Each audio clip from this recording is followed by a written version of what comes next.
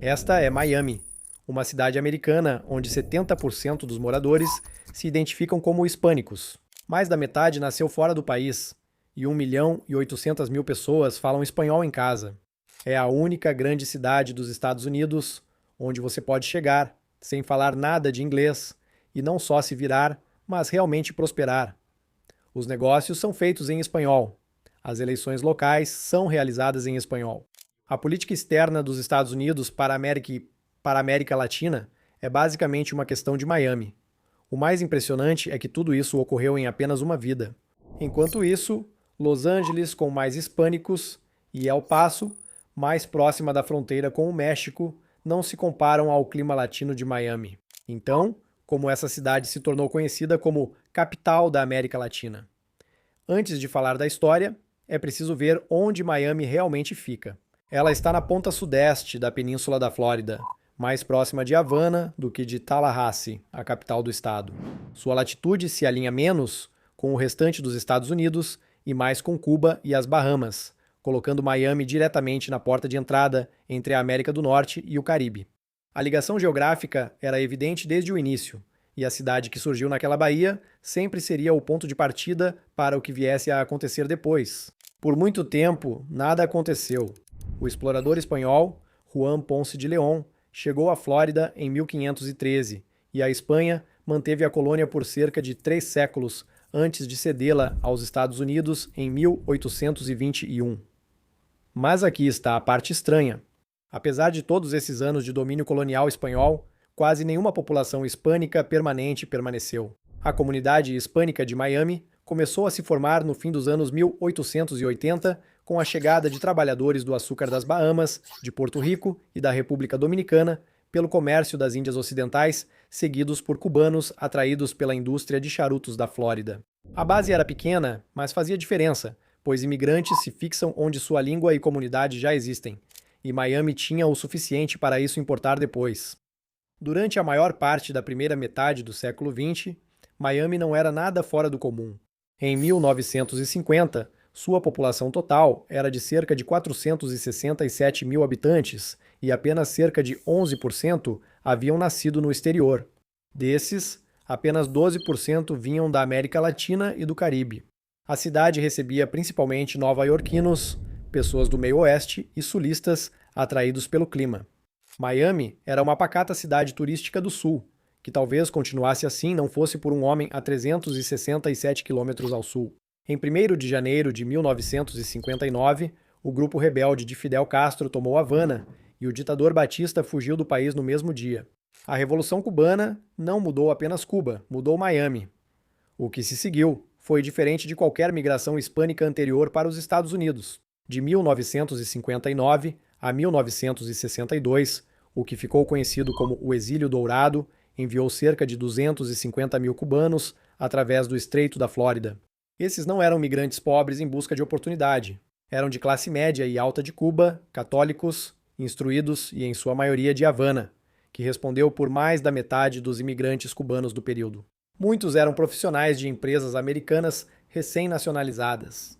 Cuba, antes de 1959, tinha um dos mais altos padrões de vida e uma das maiores classes médias de qualquer país da América Latina. Quando essas pessoas fugiram, levaram habilidades, educação e, muitas vezes, ativos empresariais diretamente de Havana para Miami.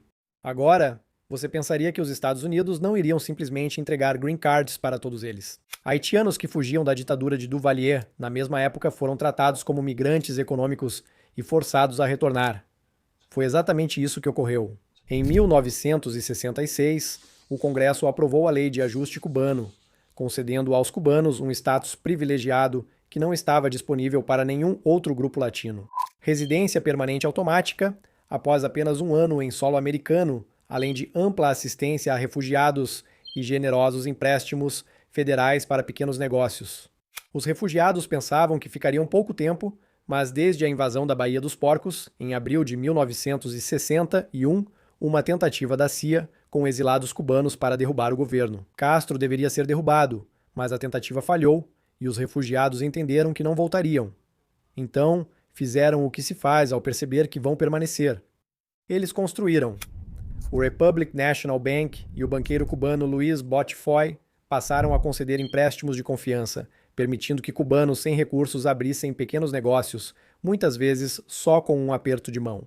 De 1965 a 1973 vieram os voos da liberdade, voos 2 vezes por dia entre Cuba e Miami, que trouxeram mais 270 mil cubanos. Quando Castro os encerrou para impedir a fuga de cérebros, Miami já havia crescido para incluir cerca de 450 mil cubanos, um aumento em relação aos cerca de 100 mil antes da Revolução. A economia cubana vinha se deteriorando ao longo dos anos 70 e, finalmente, em abril de 1980, mais de 10 mil cubanos lotaram o terreno da Embaixada do Peru em Havana, pedindo asilo. Castro, em uma decisão inesperada até para seu governo, anunciou que qualquer um poderia sair. No período de 6 meses, cerca de 125 mil cubanos se amontoaram em 1.700 barcos e chegaram ao sul da Flórida, no que ficou conhecido como o Êxodo de Mariel.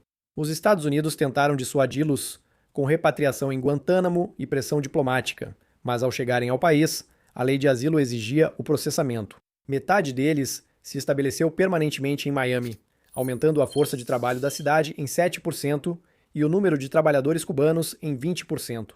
No censo de 1980, o condado de Miami-Dade era 35,7% hispânico, e 70% desse grupo era composto por cubanos. Mas aqui está o ponto.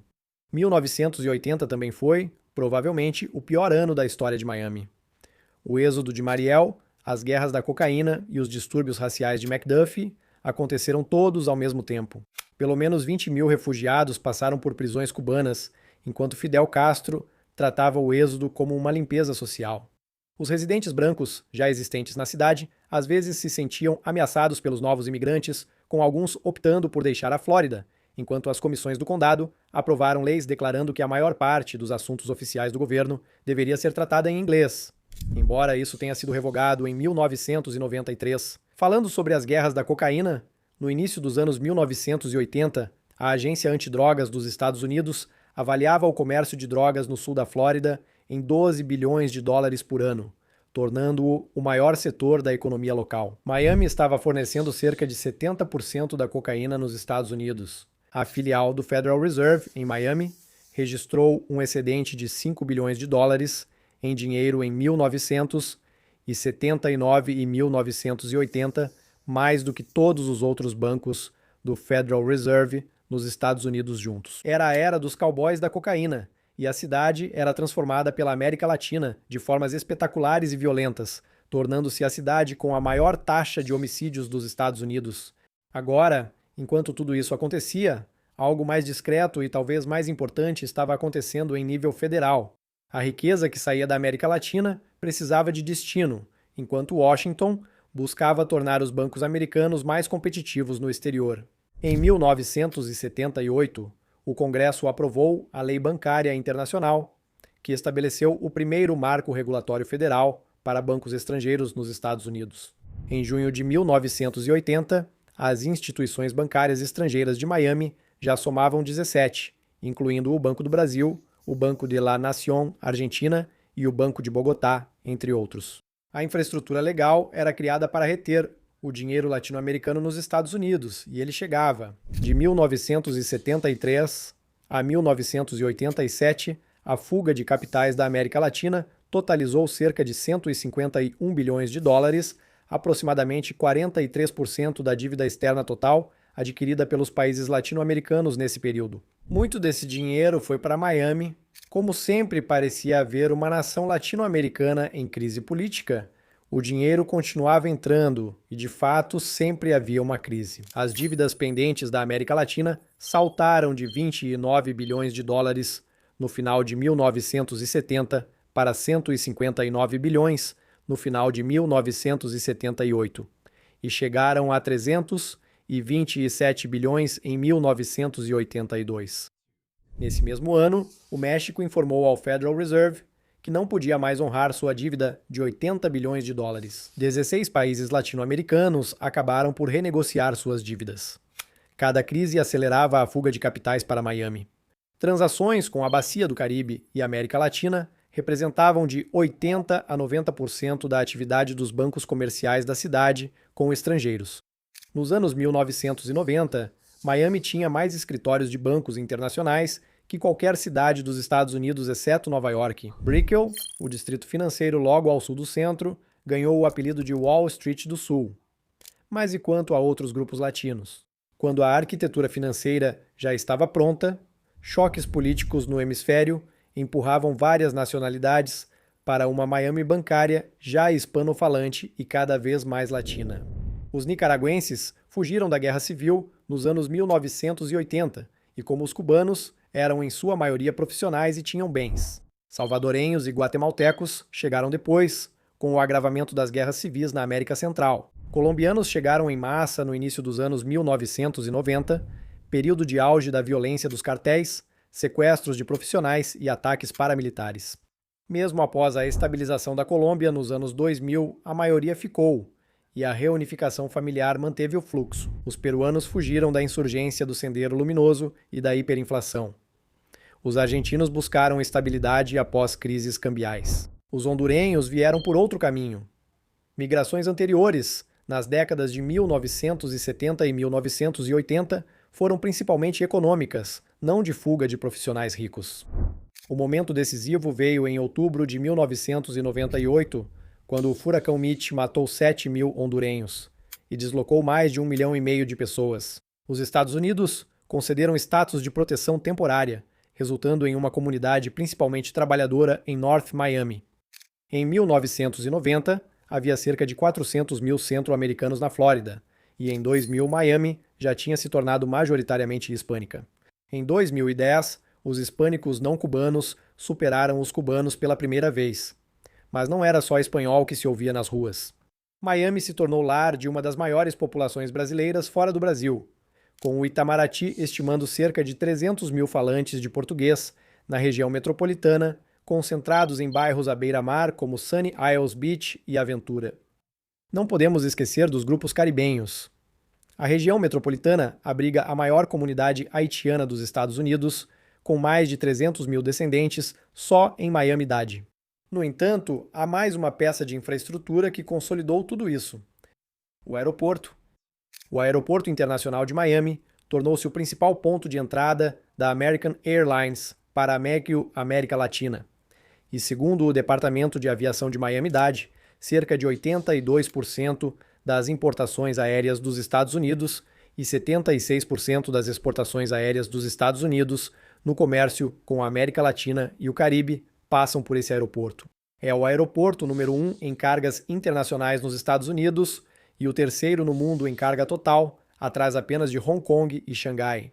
43% de todos os voos entre os Estados Unidos e a América Latina incluem Miami como origem ou destino.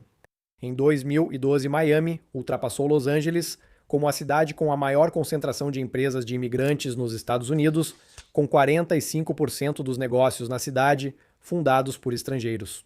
O cenário político também amadureceu.